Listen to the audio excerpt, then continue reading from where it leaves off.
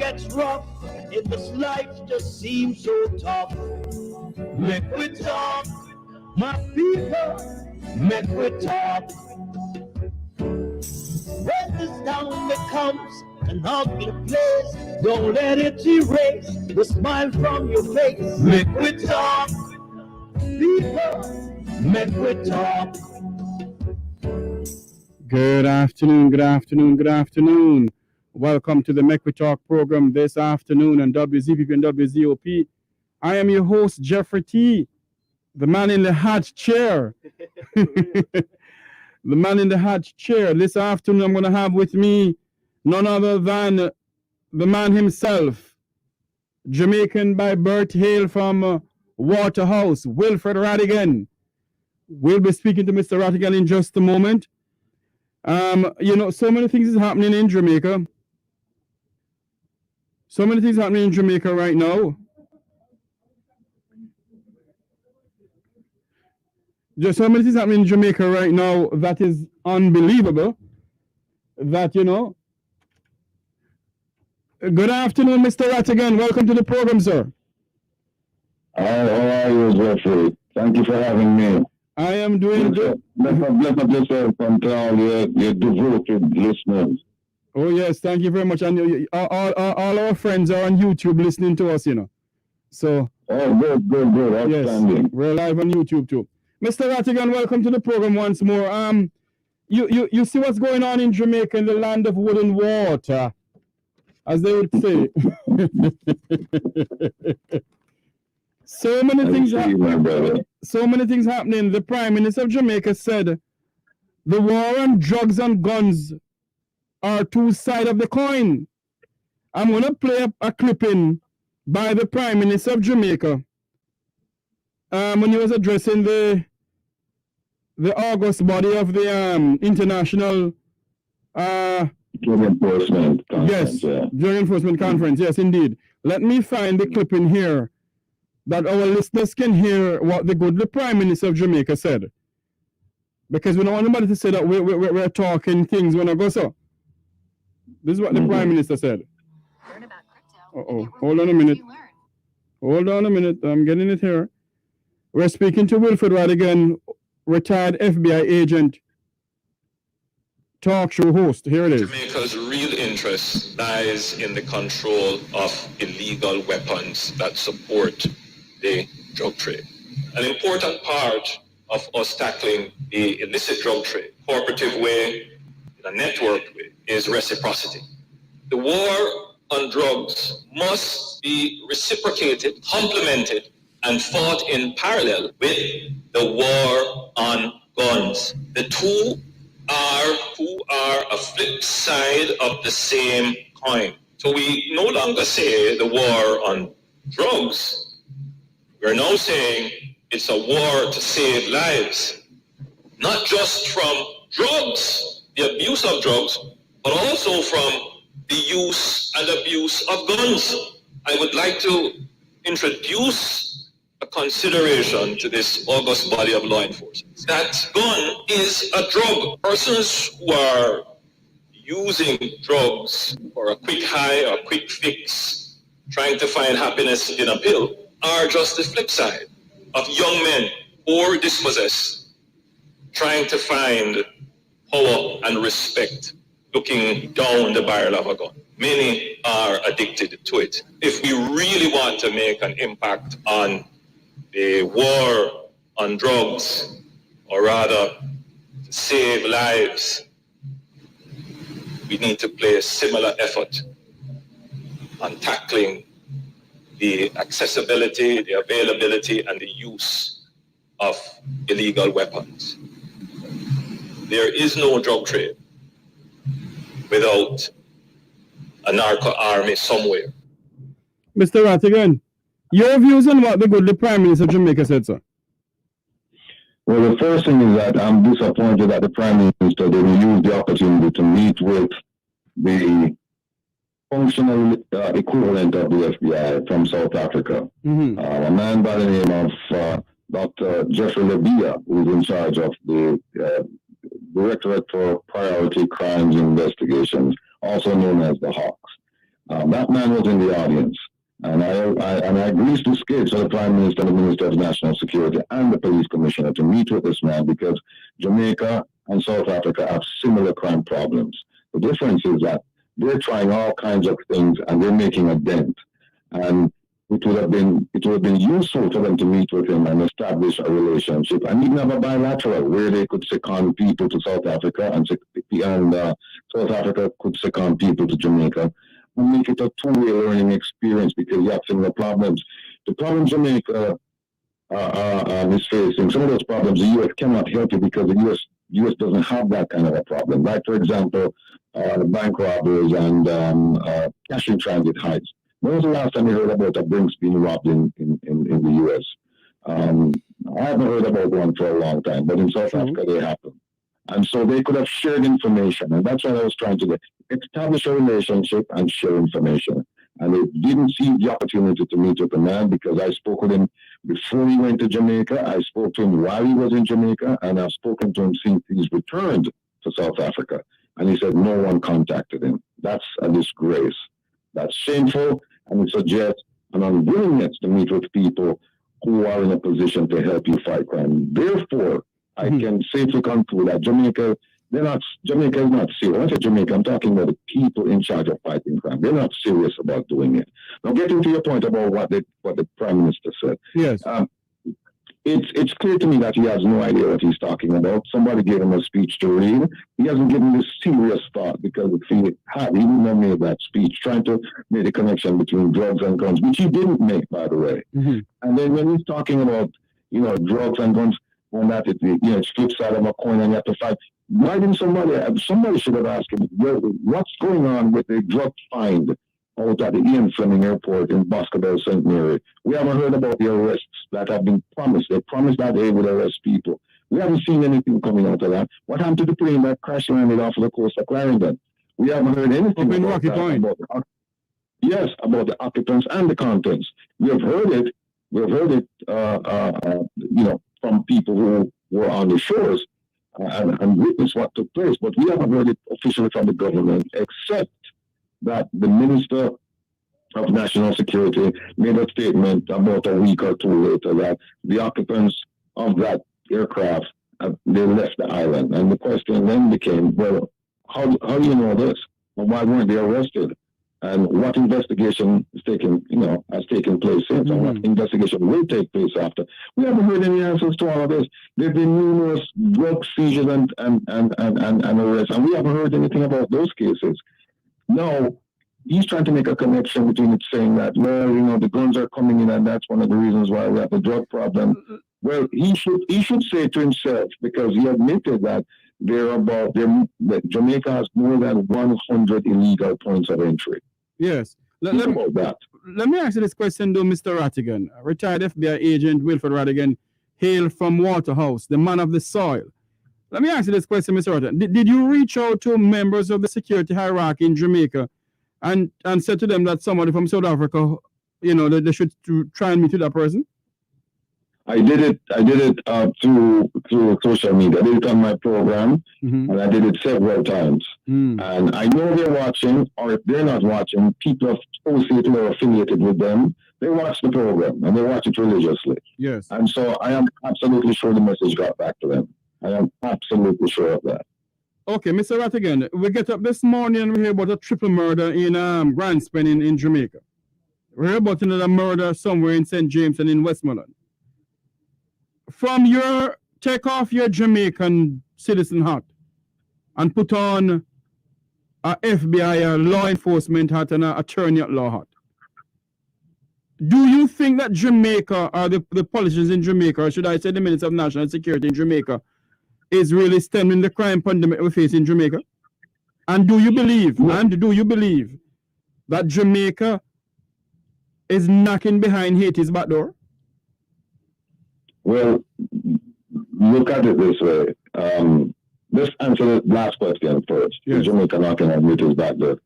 Haiti has been declared a failed state, right? And when you look at Haiti's homicide rate, I think it was 11 per 100,000.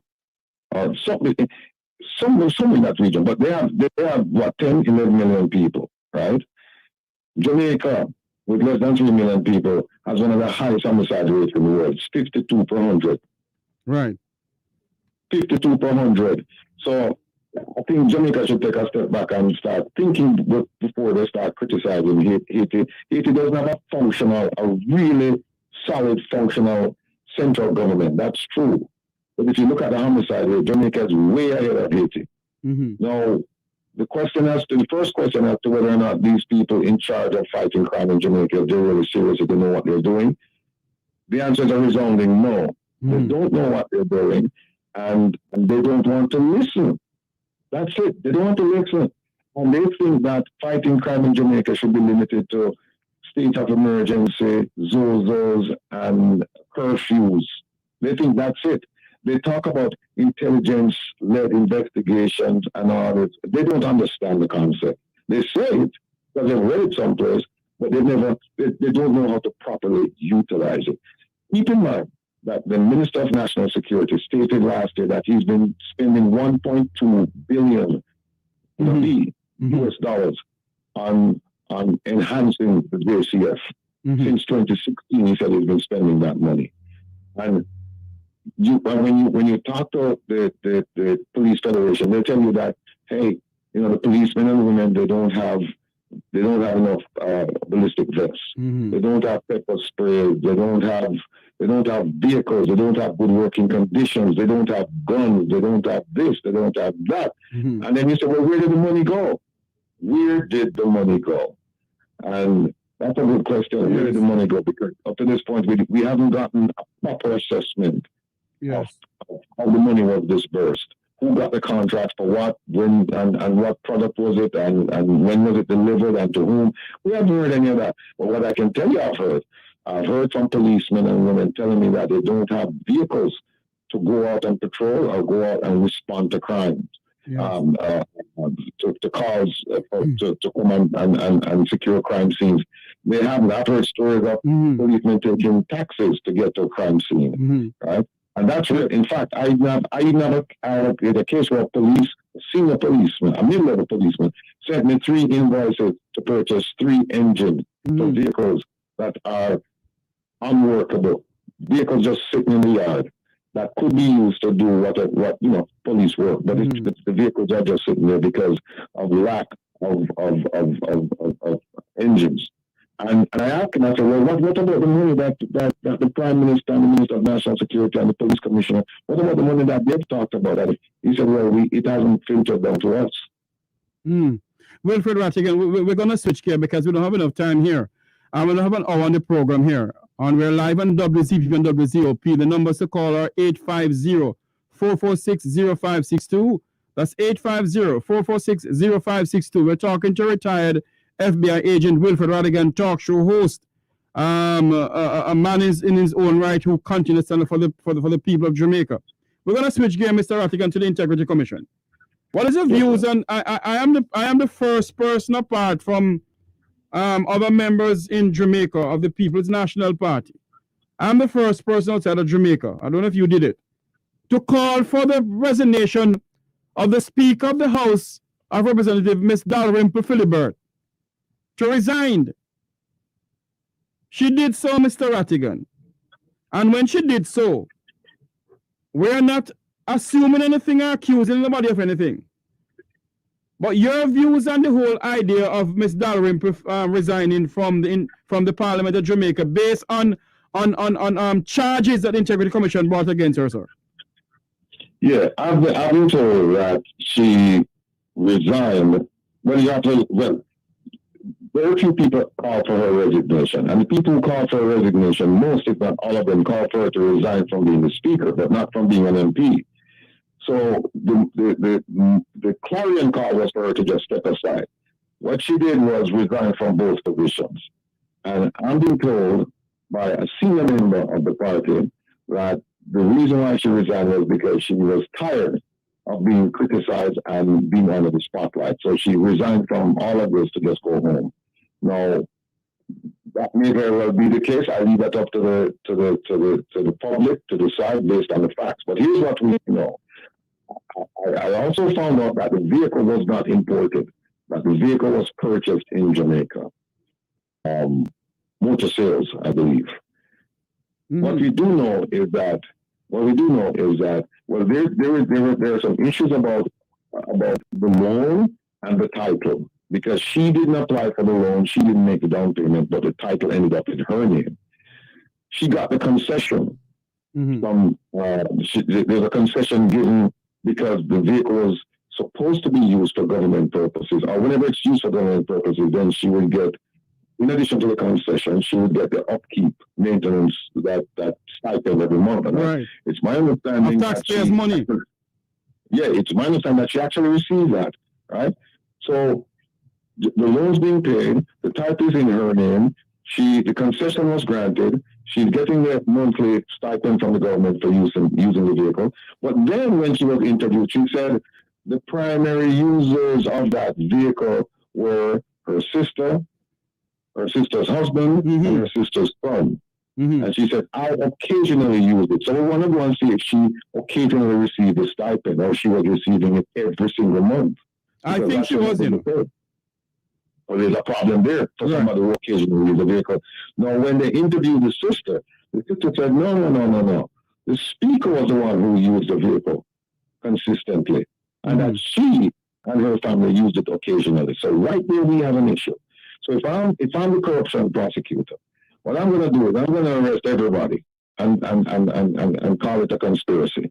And the first person to come to me and explain what's going on, and I believe and it's reasonable, then that person will get the deal.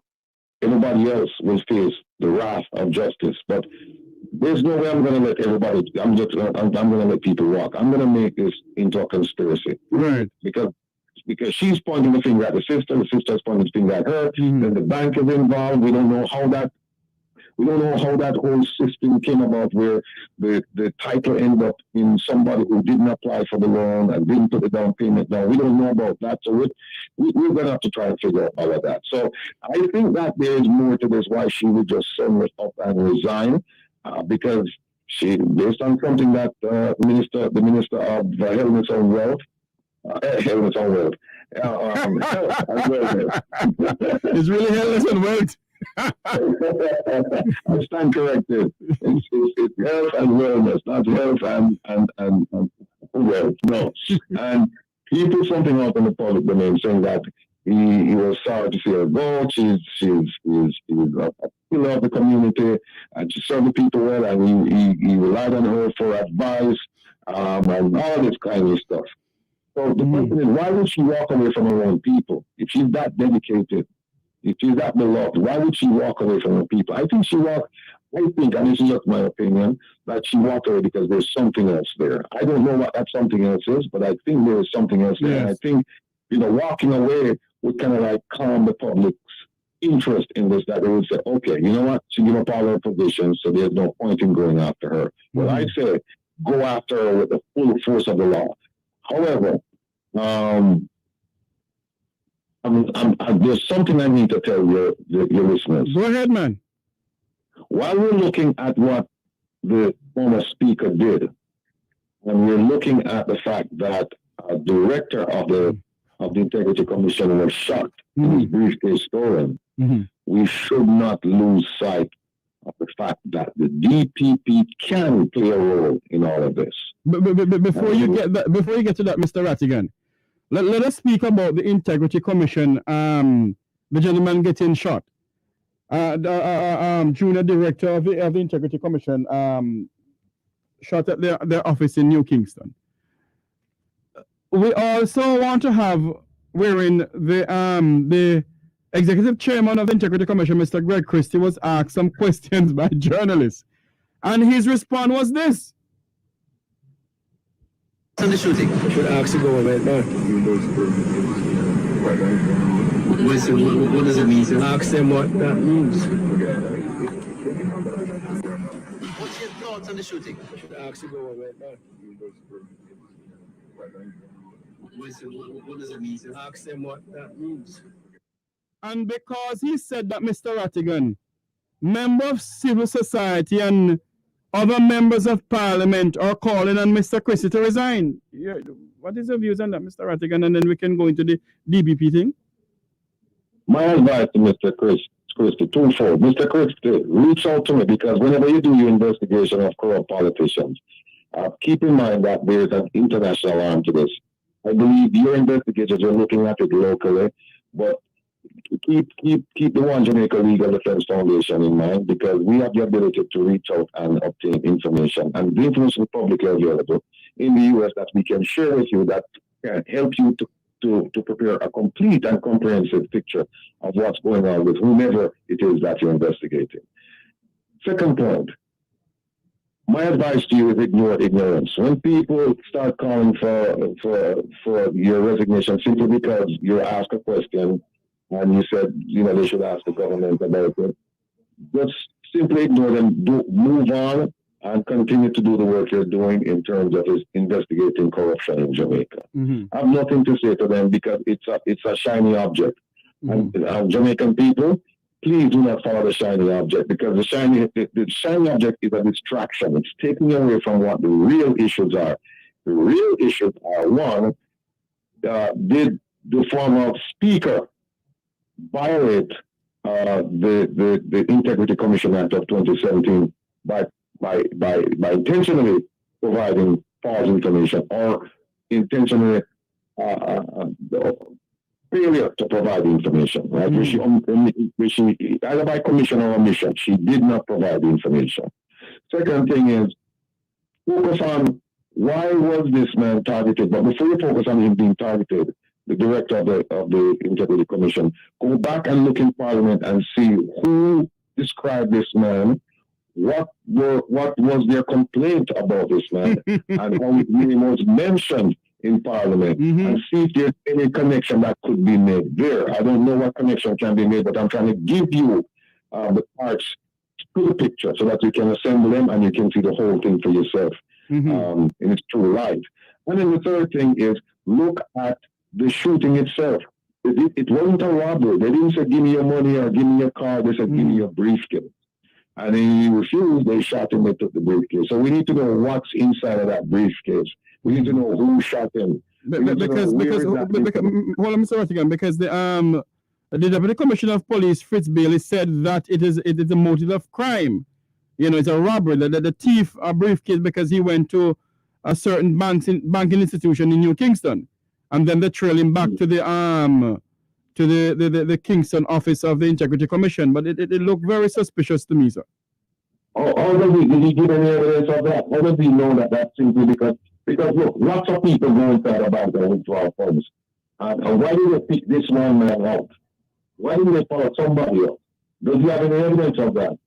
And then you can't forget the fact that this man's name was mentioned in Parliament, that somebody shouldn't be at the Integrity Commission. Mm-hmm. All right? Mm-hmm. So you have to put all those things in perspective, and then that's when you start making informed decisions about what actually, or informed opinions about what actually took place. And I'm not trying to tell people what to think. I'm giving you some of the facts, and then you can reach your own conclusion. Yes. So that's where we're at. And that's where we should be focused, instead of focusing on Greg Christie resignation. What kind of nonsense about his calling for his resignation? That's just them trying to take your eyes off of what the real issues are. But people, let them know that there is an awakening, and people are not doing the things that they used to do 20, 30, or the mothers and fathers did 20, 30, 40 years ago, where we just accepted things. We're not questioning things. And thank God for social media, because now they can't put a blackout on news. They can't put it with traditional media, but not social media. Yes. We're going to take a commercial break in a couple of minutes, Wilfred Rattigan. But before we do that, you're going to stay with us until 2 o'clock, sir? Yeah. Okay. You're saying that the DPP, we must be careful of the office of the DPP because of certain things in our constitution. And, based on all of that, Mr. Rattigan, it seems as if Jamaica's constitution was not made for the rule of law in a sense. Because based on what I saw in the constitution with the DPP, you wonder if the people of the Vumva and the Vumva will never be locked up or never be charged in the court of law based on all the things that they're doing. And you know, we as Jamaicans need to take grip of what is going on in the land of wood and water. And we need to say to ourselves, this country is going down a slippery path and a slippery slope. And we must get up together and fight for the democracy of Jamaica. We're going to take a quick break. Wilfred Rattigan will be right back here on the Make We Talk program.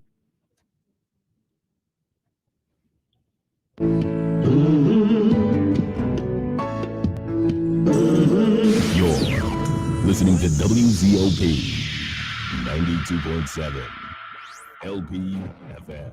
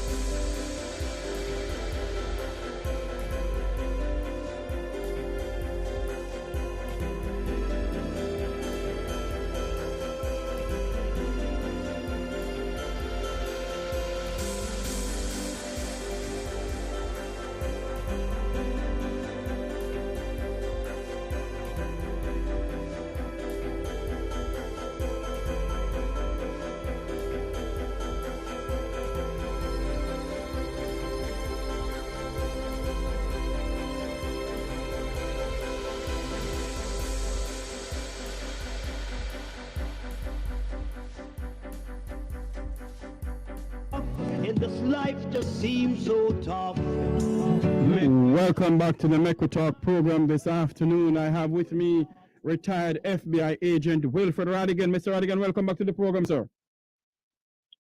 I'm back. Thank you for staying with us, sir. Give us a preview, or should I say, what should we look for from the office of the DPP based on the Jamaican Constitution, sir? Well, listen, the DPP, the Constitution says that the DPP shall serve until 60 years of age, and then entitled to one extension. And the extension can take you up to 65 years of age. When the DPP reached the age of 60, she received an extension for 3 years. That 3-year period ended, I think, last week.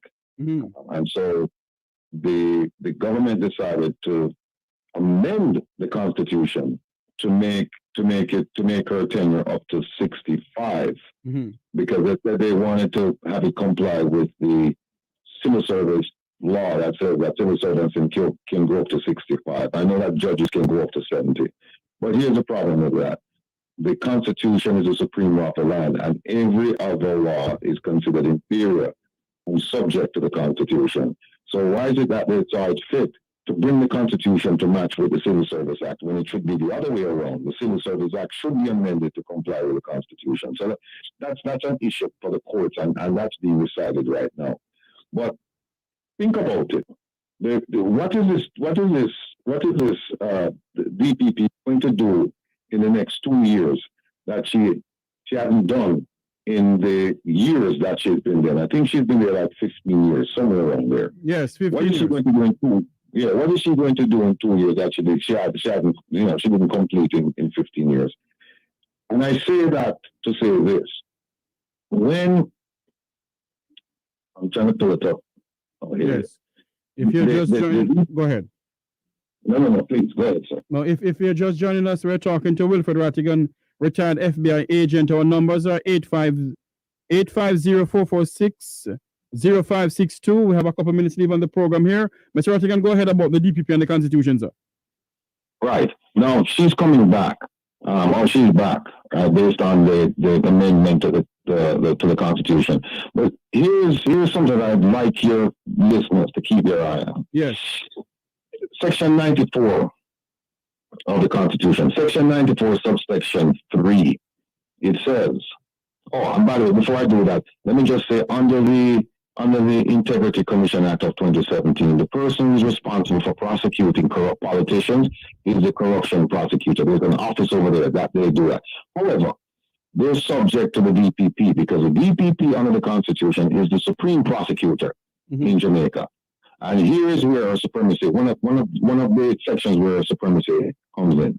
It says, the Director of Public Prosecution shall have power in any case in which she considers it desirable so to do. 1, to institute and undertake criminal proceedings against any person before any court other than court-martial, right? You have to have their own system for that. Second one, which is important, is the DPP can take over and continue any criminal proceedings that may have been instituted by any other person or authority. And the most important one is this one. So hold on, Mr. Rattigan. So you're saying to us, based on the Jamaican Constitution, the Director of Public Prosecution can take over the case that the Integrity Commission have against the 6 parliamentarians who they refuse to name, and say, okay, go ahead. That's exactly right. That's section 94, subsection 3B. All right? Remember that citation, people. Section 94 of the Constitution, subsection 3B. Now let's go to 3C, which is even more important. It says that the DPP can discontinue at any stage before judgment is delivered any such criminal proceedings instituted or undertaken by himself or any other person or authority, meaning that the 6 that are here there right now, there is no judgment delivered on those cases yet because they haven't been brought to court.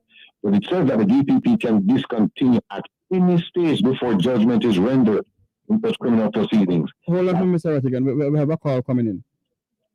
Good afternoon, caller. Welcome to the program. Good afternoon to you and Mr. Rattigan. I Yes. want to ask your guest some questions. We have a couple minutes. Go ahead. Mr. Rattigan, you there? Good day. Yes, yes, I'm here. Yeah, good day to you. I commend your effort. You seem like a sincere Jamaican who have interest to see the country operate lawfully, legally, and that everybody can enjoy the place. I know you offered your service as to be a candidate for commissioner of police, and that didn't go well. I just put that out there for the people that they have a background who we're talking to. No, sir. One of the problems with Jamaicans, us Jamaicans, is that we are chatty people. We just chat constantly, but we're not. Caller, hold on for me, caller. I'm not interrupting you. We don't have a couple minutes leave, so ask a question for me. I'm sorry, you can answer. I'm going that. I'm segueing into the question. Please, you need to ask a question because we have a couple minutes leave. Yeah, no, sir. Having said that, so we talk about the transgressions of the government, and we call for resignation. Nothing really happened, no prosecution, and so on. And there's what you call precedent in Jamaican society, especially the contemporary society. Now, I don't know if you remember that up in Jamaica, up until the 1990s, the 2000s, we had parliamentarians at the highest level. We talk about the leader of the opposition party who could have been kicked out of the house because of his financial owing the government, who would have taxes and all kind of thing. Yes. And nothing was done. Mm-hmm. You see, so therefore I'm saying to you and other interested civil organizations that you have to use strategy, because no matter you recite the law and the this and the that and there's wiggle room. Yes, caller. In Jamaica, that nothing gets changed. Caller, yeah. I'm asking you again, please, for the interest of time, to ask Mr. Rattigan the question. Yes, I'm asking. Please ask the question, so my sir. question to you, Mr. Rattigan, is that isn't it incumbent on all of those forces that are trying to get some change, since we go in one direction? We talk, we ball out, but nothing no happen. And the people then just go on and eat them curry goat. Isn't it incumbent of us to take another direction to see to it that these people follow the law and apply the law equally and impartially in Jamaican society, sir? That is I land my plane there. I'll listen. Okay. Are you going to signal the plane and land it there? Exactly, yeah. Okay, go ahead. Thank you. Mr. Rattigan? Yes. Carl, I welcome the question, and I take the opportunity to agree with you that we have for years, we've been nothing more than talk shops. And so I invite you to take a look at the One Jamaica Legal Defense Foundation. That's www.ojldf.org.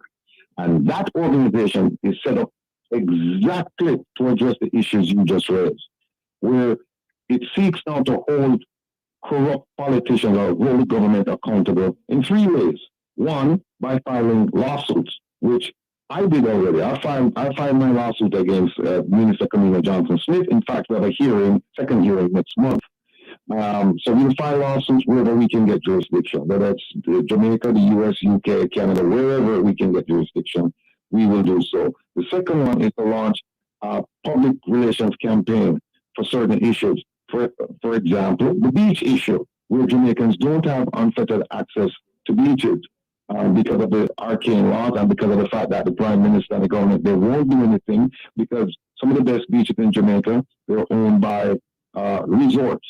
Right? And Jamaicans don't have access to those beaches. That shouldn't happen. So we're going to have to launch a public relations campaign. And the third thing is that we have the capability, and we will do background investigations on politicians suspected of corruption, which we will share that information with the Integrity Commission so that they can do what they're doing now even better. Mm-hmm. Because a lot of the times, the investigation that the Integrity Commission is conducting, those investigations are limited to Jamaica.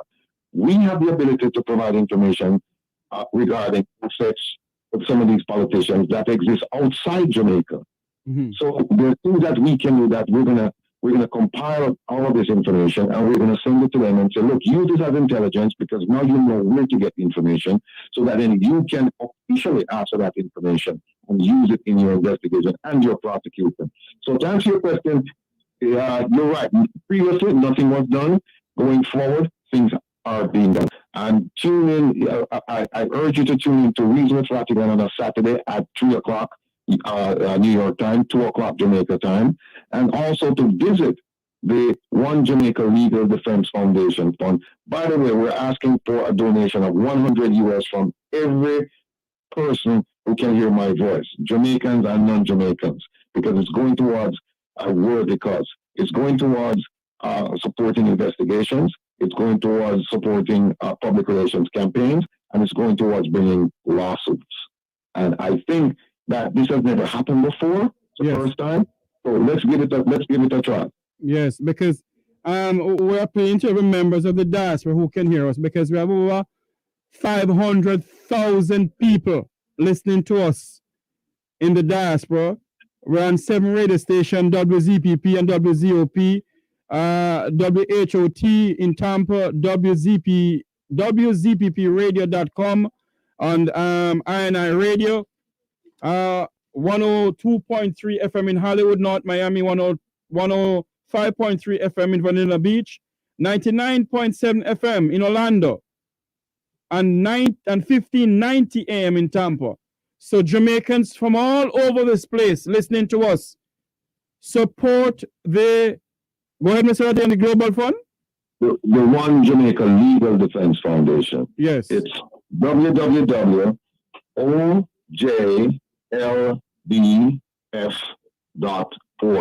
You can go there and make your donations using a bank card, a credit card, or you can use the email and Zelle.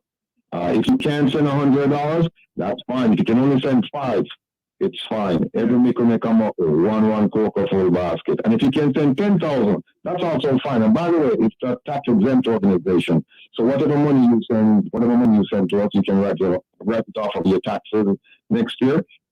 Just give us a call. We'll send you the paperwork. Mr. Rattigan, before we go, it's now 1:48. It is 12:48 in Kingston, Jamaica, where we're listening from around the world on the Eastern Caribbean. This is Make We Talk on the Voice of the Caribbean, WZPP and WZOP. Before you go, Mr. Rattigan, based on all of what you see going on in Jamaica, do you think the Prime Minister of Jamaica should lift the glad causes that they have, and name the 6 members of Parliament who are on an investigation? And the question must be asked also, Mr. Prime Minister, are you on the investigation, sir, Wilfred Rattigan? Well, look, the gap clause, that's embedded in law. That's in the Integrity Commission Act of 2017. So that's going to require some effort on the part of Parliament to do that. However, the law says that once the investigation and the recommendation regarding prosecution, once those have been tabled, then the Integrity Commission is not under the gap clause. They can speak freely about it.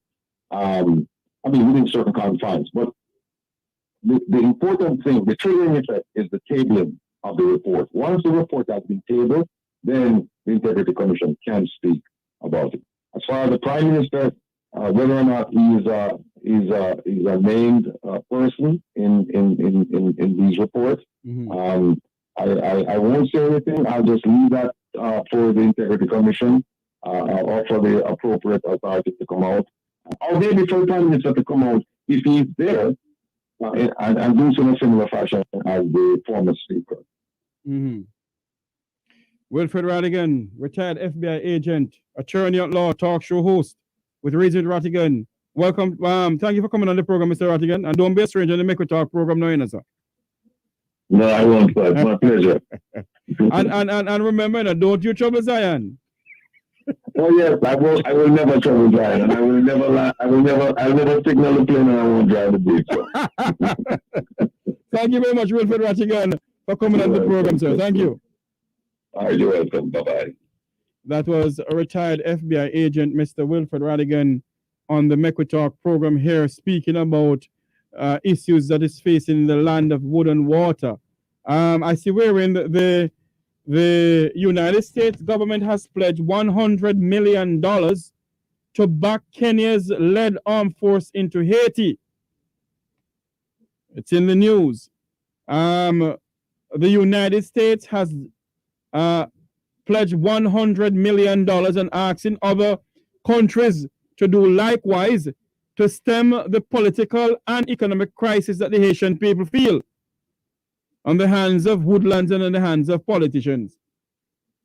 Because Haiti did not get to where it is by its people, but by the hands of politicians who claim that they love poor people. We call on this program for the Speaker of the House to resign in Jamaica, and she did.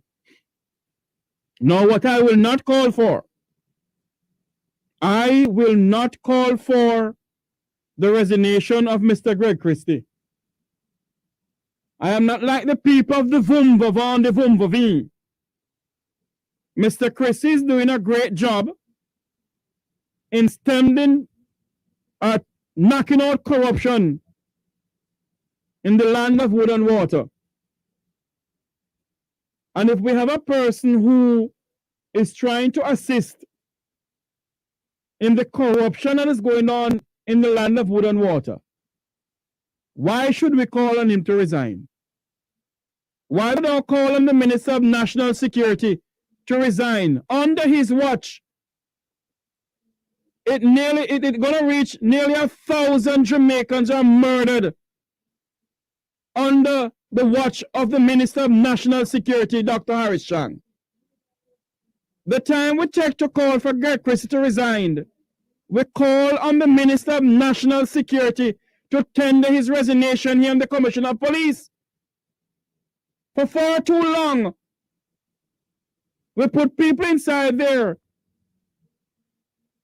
to govern the people, to secure the people rather. And the Prime Minister of Jamaica promised Jamaicans that they will be sleeping with the doors and windows open. One man tried him dead. Him dead like a blackbird.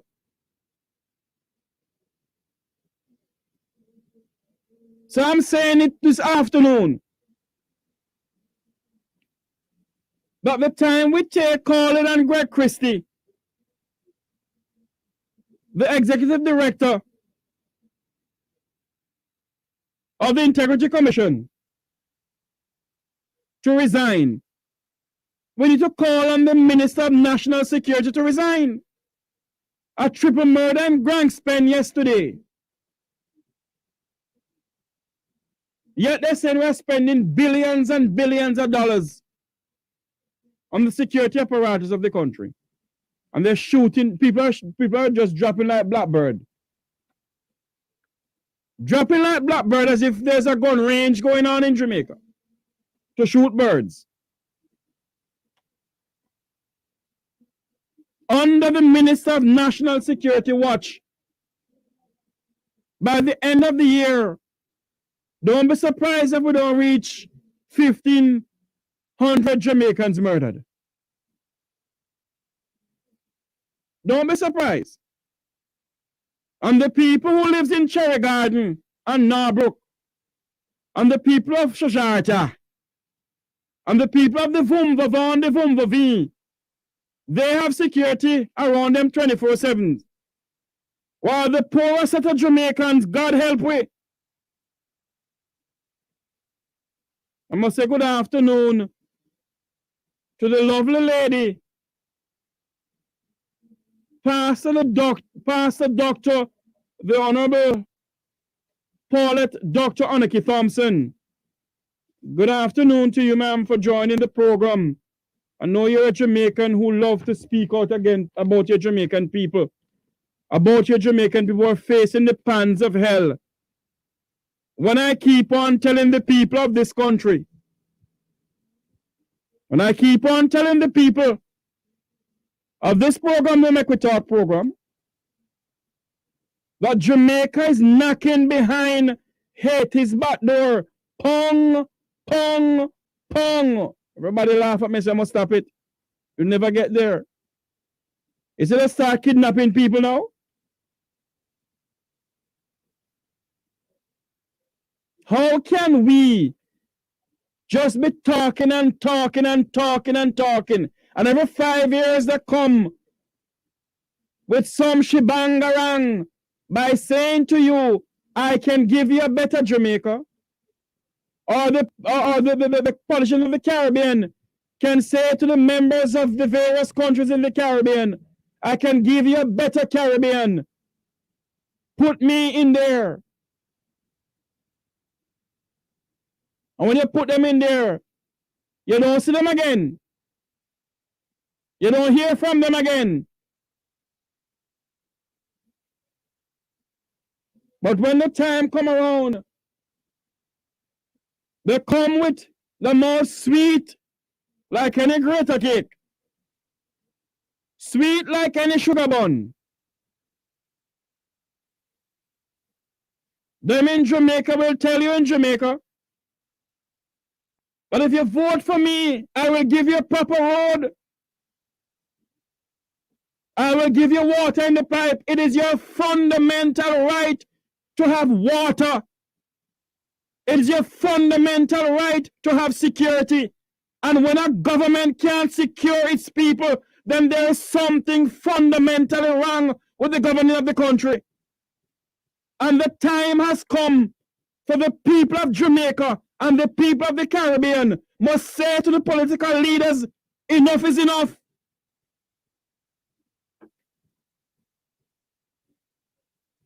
Enough is enough.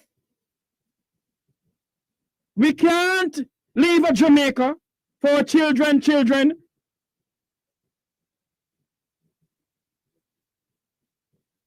We cannot. And I say to you all this afternoon, stand up for what you believe in. The great John Lewis, late John Lewis said, get yourself in some good trouble. Wake up, smell the Blue Mountain coffee. Let them know that is your fundamental right to have water in your pipe. It is your fundamental right for them to secure you as a people. I don't have enough time leaving the program. But stand up. Be like the nanny, be like a nanny of the maroon. Be like a Paul Bogle. Be like a Sam Sharp, a George William Gordon. Let your people stand up, you mighty race, and show them that we are and will always be people of the Caribbean and Jamaicans as a whole. Let Jamaica go back to where it is, where we stand tall in the Caribbean. The Caribbeans will look to us. Now our foreign policy gone through the door. Rise up, Jamaicans, and stand up. This is where I say so long from here on the Make We Talk program. Remember to like, share, and subscribe to the Make We Talk program. And this evening, we'll be having a very robust discussion. Join back Wilfred Rattigan, myself, Luke George Cook, Conrad O'Brien. And don't forget at 2 o'clock, I think Wayne Lewis will be having a program at 2 o'clock. Until you hear my voice again, I'm Jeffrey Tavares saying thank you all for coming on. So people, make we talk. Hey, we're living in a world that's on ourselves we must depend.